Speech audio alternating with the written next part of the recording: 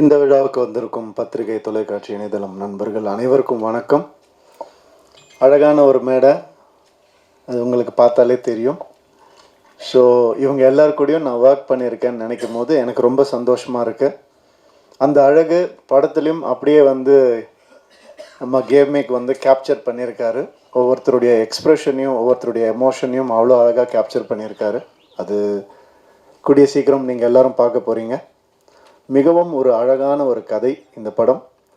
இந்த படம் வந்துட்டு டைட்டிலே வந்து காதலிக்க நேரமில்லை பயங்கர கேட்சியாக இருந்துச்சு. அந்த நம்மளுடைய கிளாசிக் காதலிக்க நேரமில்லை அந்த டைட்டில் கிடைச்சது ரொம்ப சந்தோஷம்.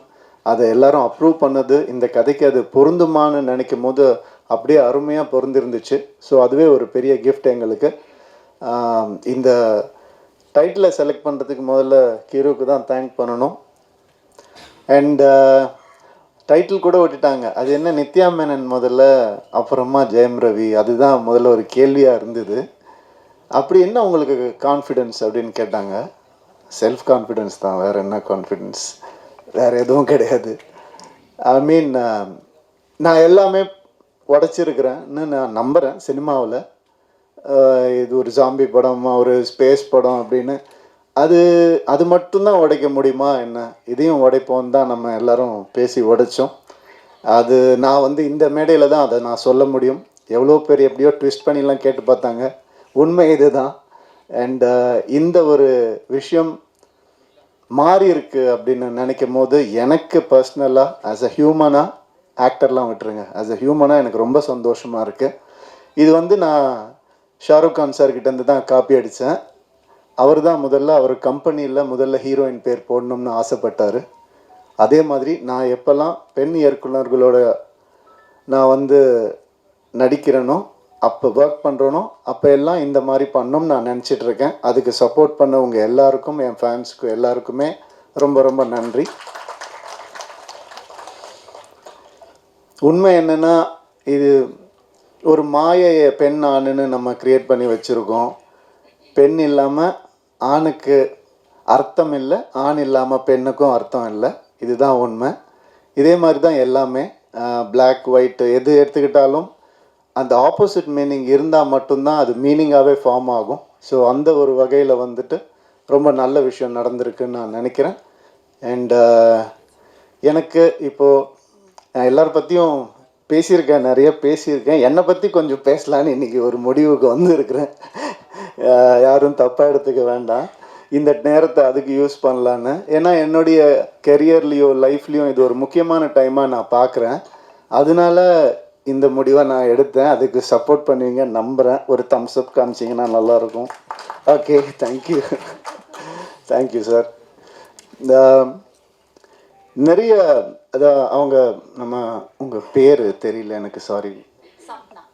சப்னா சொன்ன மாதிரி வந்துட்டு வெற்றி வந்தாலும் தோல்வி வந்தாலும் ஒரே மாதிரி இருக்கேன் அப்படிங்கிறதுக்கு என்ன காரணம்னா, இப்போ நான் சொன்ன ஆண் பெண் தான். வெற்றி இல்லாமல் தோல்வியும் இல்லை, தோல்வி இல்லாமல் வெற்றியும் இல்லை.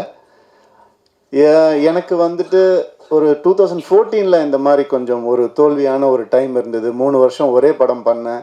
அதுக்கப்புறம் என்னால் ஒரு இன்டர்வியூ கூட கொடுக்க முடியல. ஏன்னா ஒரு லுக் இருந்தது, அந்த ஒரு மாயையில் என்னை அப்படியே வச்சுருந்தாங்க. அதுக்கப்புறம் எனக்கு ஒரு மாதிரி கொஞ்சம் கஷ்டமாக இருந்தது. என்னடா இப்படி இருக்கேன்னு, படமும் சரியாக போகல, தோல்வி அடைஞ்சுது.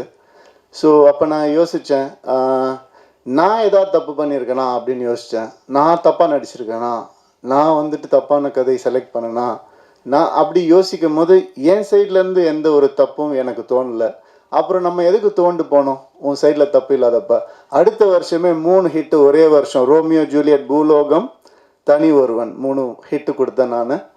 அது வந்துட்டு ஏன் அப்படின்னா அந்த ரியலைசேஷன் தான். வெற்றிக்கும் தோல்விக்கும் பெரிய டிஃப்ரென்ஸ் இல்லை. ஒருத்தர் தோற்று போய் துவண்டு போய் கீழே விழுந்துட்டாங்கன்னா அவர் தோல்வி அடைஞ்சவர்னு சொல்கிறோம். அது கிடையாது. அவர் திருப்பி எந்திரிக்காமல் இருந்தால் தான் அவர் தோல்வி அடைஞ்சவர். திருப்பி எந்திரிச்சிட்டாருன்னா அவர் தோல்வியே கிடையாது. இந்த வருஷம் நான் திருப்பி எந்திரிப்பேன்னு சொல்ல வரேன், வேற ஒன்றும் இல்லை. Thank you so much. அதுக்கான நிறைய நல்ல படங்கள் ஒரு லிஸ்ட் என்கிட்ட இருக்குது, நல்ல லைனப்ஸ் என்கிட்ட இருக்குது, நல்ல திறமையான டைரக்டர்ஸ் என் கூட இருக்காங்க. அடுத்தது சுதா கொங்கரா மேம் கூடயும் இன்னொரு படம் பண்ணுறேன், பெண் இயக்குனர். ரொம்ப சந்தோஷமாக இருக்குது. எனக்கு பெண் இயக்குனரை வேறு எப்படி அட்ரஸ் பண்ணுறதுன்னு தெரியல, அதனால அப்படி தான் நான் சொல்கிறேன். ஸோ அது ஒரு பெரிய டேர்ம் கிடையாது, டிரெக்டர், அவ்வளோதான். ஸோ இந்த மாதிரி நிறைய நல்ல விஷயங்கள் என் லைஃப்பில் நடந்துகிட்டு இருக்குது. ஒரு நல்ல மாற்றங்கள் நடந்துகிட்ருக்கு. கிளியராக திங்க் பண்ண முடியுது அண்ட் சந்தோஷமாக இருக்கேன். Thank you so much. காதலிக்க நேரமில்லை பற்றி கொஞ்சம் பேசிடுறேன். இந்த படம் வந்துட்டு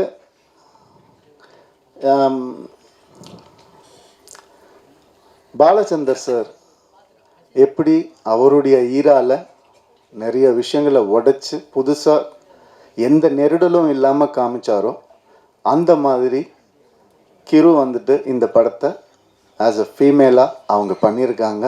அவங்களுக்கு பாலச்சந்தர் சாருக்கு கிடைச்ச அந்த பேர் இந்த படத்து மூலமா கிடைக்கணும்னு நான் மனசார வேண்டிக்கிறேன். அண்ட் இந்த படம் பல உண்மைகளை வெளிக்கொண்டு வந்திருக்கு. உண்மைகள்லாம் ஒளிச்சு வச்ச உண்மைகள் கூட கிடையாது, நம்ம ஏற்றுக்க முடியாத உண்மைகளை வந்துட்டு வெளிக்கொண்டு வந்திருக்கு. அண்ட் இந்த படம் இந்த ஜென்ஸி அப்படிலாம் நம்ம சொல்கிறோம் இல்லையா, அது வேறு வழி இல்லை சார், நம்ம மாறி தான் ஆகணும். நீங்கள் வந்து பேப்பரும் பேனாவும் சில வருஷம் முன்னாடி பிடிச்சிட்டு உட்காந்துருந்தீங்க, இப்போ கேமராவை கையில் பிடிச்சிட்டு உட்காந்துருக்கிறீங்க. அந்த மாதிரி இந்த படம் சில மாற்றங்களை கொண்டு வரும். அது ரொம்ப நவீனமாக இருக்கும், ரொம்ப மாடர்னாக கண்டிப்பாக இருக்கும். அந்த சில கான்செப்ட்ஸ் வந்துட்டு சொல்கிறது வந்து மிக தைரியம் வேணும். எப்படி வந்துட்டு கிரு வந்துட்டு ஒரு டயலாக், அதாவது உங்கள் எல்லாத்தையும் வந்து உங்களுடைய எல்லா பிரச்சனையும் வந்துட்டு ஃபெமினிஸ்ட் ஆங்கிளில் திணிக்காதீங்கன்னு ஒரு ஃபீமேல் டைரக்டர் சொல்லும் போது அதுக்கான வேல்யூ வந்துட்டு 100 மடங்கு அதிகமாகுது. ஸோ அதனால் இந்த மாதிரி விஷயங்களை பேலன்ஸாக சொல்லியிருக்கிற ஒரு படம் காதலிக்க நேரமில்லை. நிறைய வேல்யூஸை வந்துட்டு புதுசாக சொல்லியிருக்கக்கூடிய ஒரு படம். நம்ம எப்போவுமே நம்ம லைஃப்பில் சினிமா ஒரு பார்ட், அதை யாராலையும் மறுக்கவே முடியாது. அம்மா அப்பா சொல்லி கொடுக்காத சில விஷயங்களை கூட சினிமா சொல்லி கொடுக்கும்ன்ற நம்பிக்கையில் தான் நான் சினிமாக்குள்ளே வந்தேன். அந்த மாதிரி இந்த ஜென்ரேஷனுக்கு சொல்லி கொடுக்க முடியாத, பேச முடியாத சில விஷயங்களை ரொம்ப அழகாக டீல் பண்ணியிருக்காங்க. இந்த மாதிரி திறமையான தைரியமான டிரெக்டர்ஸ் இன்னும் வரணும் தமிழ் சினிமாவுக்கு நான் ஆசைப்படுறேன். வர பொங்கலுக்கு இந்த படம் ரிலீஸ் ஆகுது. கண்டிப்பாக தேட்டரில் வந்து பாருங்கள்.